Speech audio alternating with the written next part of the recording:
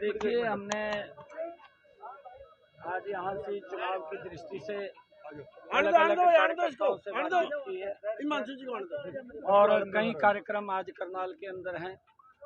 हमारे अलग अलग 4 मंडल हैं करनाल विधानसभा क्षेत्र के अंदर। चारों मंडलों के सभी पदाधिकारियों से आज बातचीत होगी, बैठना होगा।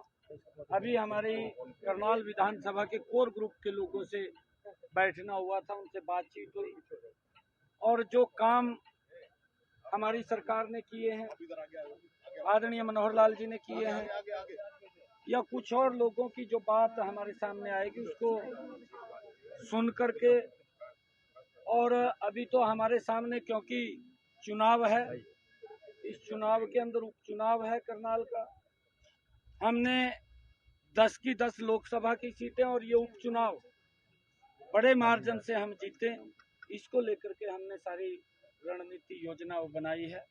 और आने वाले समय के अंदर क्योंकि 25 मई को हरियाणा प्रदेश का चुनाव है और उस चुनाव को लेकर के सभी कार्यकर्ताओं से दुष्यंत चौटाला कई राज खोल रहे हैं सरकार के, कहना कि उनको मुख्यमंत्री बनाया जा रहा था, मंडल विस्तार को लेकर उनके पहले जानकारी। देखिए, अगर दुष्यंत जी को कोई बातें पता है तो उसी को पूछनी चाहिए, उनसे ही बात करनी चाहिए, उनसे और भी राज पूछने चाहिए भी क्या क्या राज थे। अगर उसके पास राज हैं तो पूछने चाहिए उससे। परंतु Bharatiya Janata party zero tolerance के ऊपर काम कर रही है।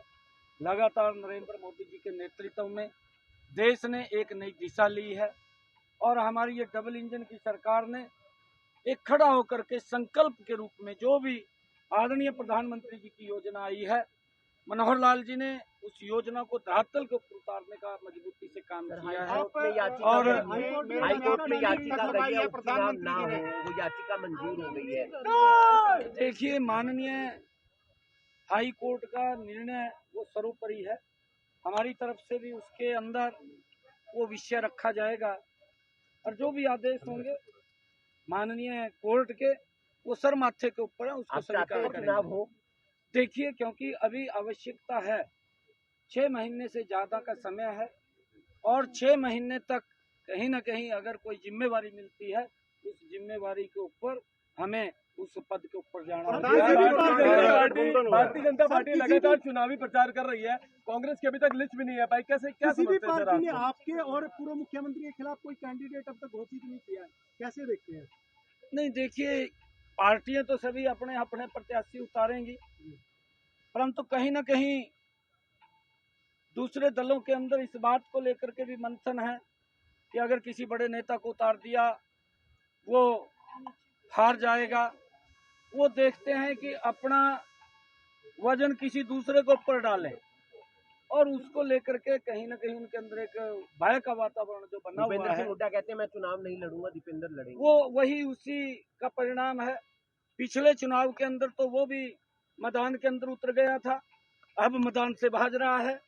यही तो भय इन लोगों के अंदर है। इसके अंदर हिसार से चंद्रमोहन बिश्नोई को कांग्रेस उतार रही है, कुलदीप बिश्नोई नाराज चल रहे हैं बीजेपी से। नहीं, देखिए, कुलदीप बिश्नोई जी नाराज नहीं है, हमारे वरिष्ठ नेता है।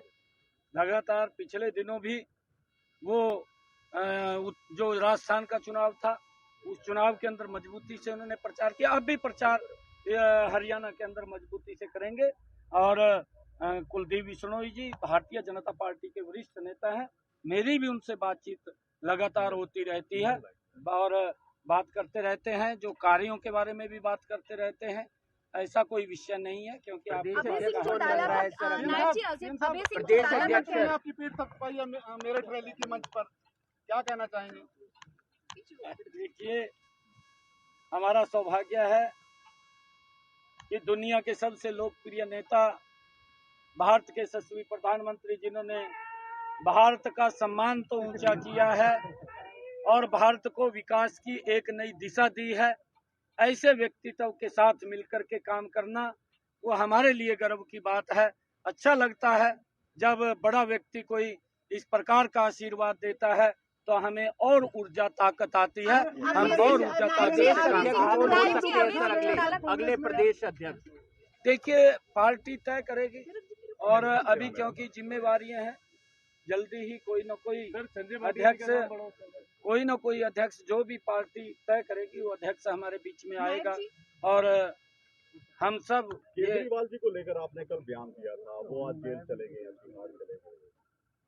और नहीं, देखिए, बयान नहीं दिया था क्योंकि ये गठबंधन गठबंधन था जिन्होंने एक इस प्रकार का वातावरण रामलीला मैदान दिल्ली के अंदर किया, इकट्ठे होकर के इस प्रकार का दृश्य पेश किया कि जो ये गोल्ड मेडल भ्रष्टाचार के अंदर लेकर के आए हैं।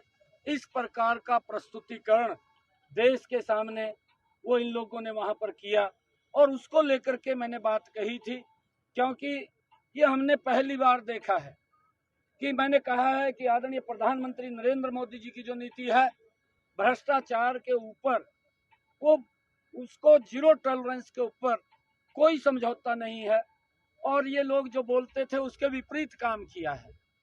ये आज जो मंच के ऊपर तो लोगों के बीच में जब वोट लेने के लिए जाते हैं, ये गठबंधन गठबंधन के लोग ये बात बोलते थे कि हम लोगों को सुविधा देंगे, भ्रष्टाचार नहीं होने देंगे, और इनके कार्यकाल के अंदर बड़े बड़े घोटाले वो हुए हैं, उसमें इंक्लूडिंग केजरीवाल भी है। और केजरीवाल जब ये बात बोलता था मंच से कि अगर मेरे ऊपर या मेरे मंत्री के ऊपर कोई भी चार्ज लगेगा तो मैं तुरंत त्याग पत्र दे करके मैं उसकी जांच करवाऊंगा, और आज तिहाड़ जेल के अंदर भी बैठा है, ना तो त्याग पत्र दे रहा है। ये कोई चार्ज किसी और ने फ्रेम नहीं किए, ये जो फ्रेम किए हैं चार्ज उनके ऊपर भ्रष्टाचार के लगे हैं, ये कोर्ट ने किए हैं और कोर्ट ने सत्य पाया है। और जब सत्य पाया है तो उन्होंने फिर जो बात कही थी उसके ऊपर पूरा उतरना चाहिए। वहां पर ये नहीं कि मैं तो मुख्यमंत्री हूं और मेरे ऊपर इस्तीफे का देना चाहिए या मेरे को जेल में डाल दिया है, इस प्रकार की बात तो उसने नहीं करनी चाहिए। अगर कोई आरोप लगा है उस आरोप को तुरंत त्याग पत्र दे करके उसको सिद्ध करना चाहिए। भाई जब तक ये सिद्ध नहीं होगा तब तक मैं पद को ग्रहण नहीं करूंगा। तब तो उसकी महानता थी, परंतु वो कहाँ है, वो बोलता कुछ है। पहले कहता था कि मैं गाड़ी नहीं लूंगा, गाड़ियों का काफिला अब चलता है। पहले कहता था कि मैं घर नहीं लूंगा, शीश महल बना लेता है। ये इस प्रकार का कथनी और करनी में इनकी अंतर है। और ये गठबंधन गठबंधन के लोग जितने भी हैं, अगर आप लोग देखेंगे, इनके कहीं ना कहीं शरीर के ऊपर हर व्यक्ति के दाग है और वो दाग देश को दिख रहा है।